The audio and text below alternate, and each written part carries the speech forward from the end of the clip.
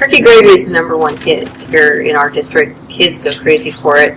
We actually had so much of it served that we had to change the lines. We used to serve in one line, but it was out the door and the kids got tired of waiting. And it's one of the only dishes that's ever been served here that was actually mentioned at the graduation ceremony. It was written into one of the valedictorian's speeches about how she had to wait for her turkey gravy. Turkey gravy has to be probably my favorite meal. It is for me too.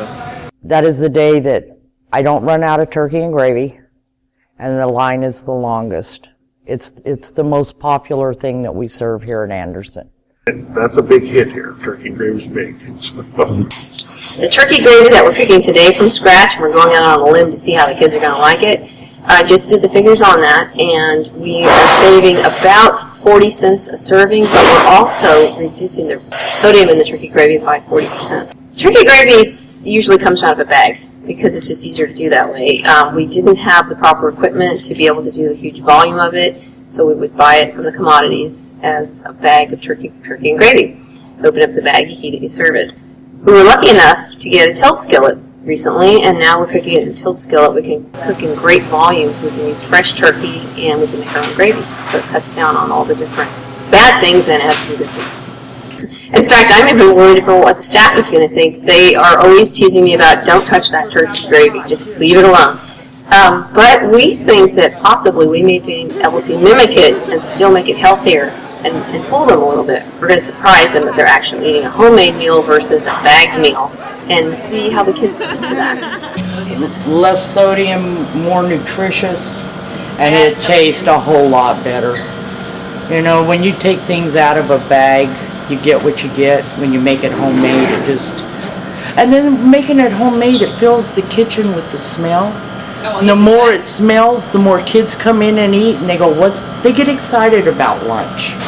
And that's what I'm trying to do, get kids excited about what we call school food. First we roasted our turkeys, and then we took the broth that we had from the roasted turkeys, added water, flour to make our roux, and chunked our turkey, simmered it in the big tilt skillet with just a little bit of dehydrated onion, and just let it cook down. Our vegetable today was steamed green beans with a hint of garlic.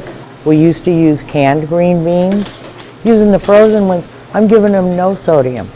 And to flavor it, you sprinkle a little bit of garlic granules in there. And they ate 30 pounds of green beans today, and before I was lucky if I could get them to eat a pound.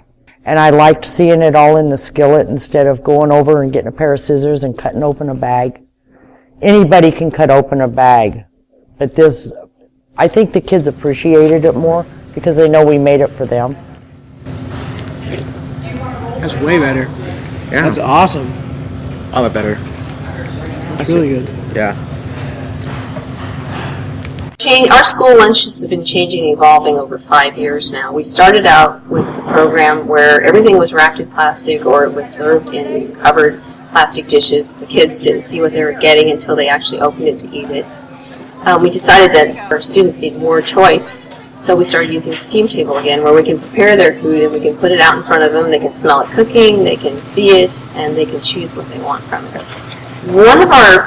One of our advantages that we have right now, we were lucky enough to get a grant from the McConnell Foundation, and working with our partnership with Shasta Public Health, we got tilt skillets for both school sites. Now we can start with a scratch recipe, and we can make up to 600 servings at one time. The scratch cooking means that we're starting from scratch. We're starting with fresh vegetables, fresh fruits, fresh meats, and we're putting them together to create a meal. There's no way you can get around the fact that that will give you more vitamins, more minerals, and it reduces the sodium and a lot of the times the fat and calories. Marketing is important because you want them to try something. The apples, marketing them as crustless apple pie. When I said, do you want cinnamon apples? No, no thanks, no thanks. Say crustless apple pie, almost every kid now takes apples. And talking to the kids, finding out what they like, what they don't like, what you can do to make it better. And I take a lot of their suggestions to heart. If somebody comes out and says they really don't know if they like it, I am quick to grab a sport, put a little sample on it, hand it to them, say try it. Let me know what you think. 9 times out of 10, when I let them just take a little taste test, they go over and get in line, and they eat that meal. The high school age kids, their job is going to school. If you don't have a decent meal in you, you're not going to be able to focus. You're not going to be able to last as long in the studies and those types of things. So the kids, they need that nutrition, and they start school early in the morning. And if they don't have something available to them that's good, it will impact their academics. Well, I think the biggest thing is to not assume automatically up front that pre-prepared is automatically the best and cheapest way to do it. It is oftentimes the easiest way to do it, but with ease, you pay for convenience, and then you don't necessarily get the same product that you could produce. So I would say, don't automatically go there. Look into it deeper. Call us. Give us a call here. We can tell you because we've been working on this for 4 or 5 years now. So we've been through those ups and downs, and we've figured out a lot of it. So talk to people that have done it and get their input, because it can be done on small scales and large scales. It's not that difficult once you get past some of those initial little bumps. We wanted them to understand what was happening. We have our menu boards here that we put messages on for them, and we put up a message that showed them, this is what you were eating, this is what you're eating now. This is how we cooked this from scratch, and this is how it came out of the bag. And these are the nutrients you're getting now, and the sodium that you're not getting. And so many of the students read that and came back and said, wow, that is really neat. It makes them feel loved, basically, that you care enough that what's going into their bodies is affecting them and making them healthy.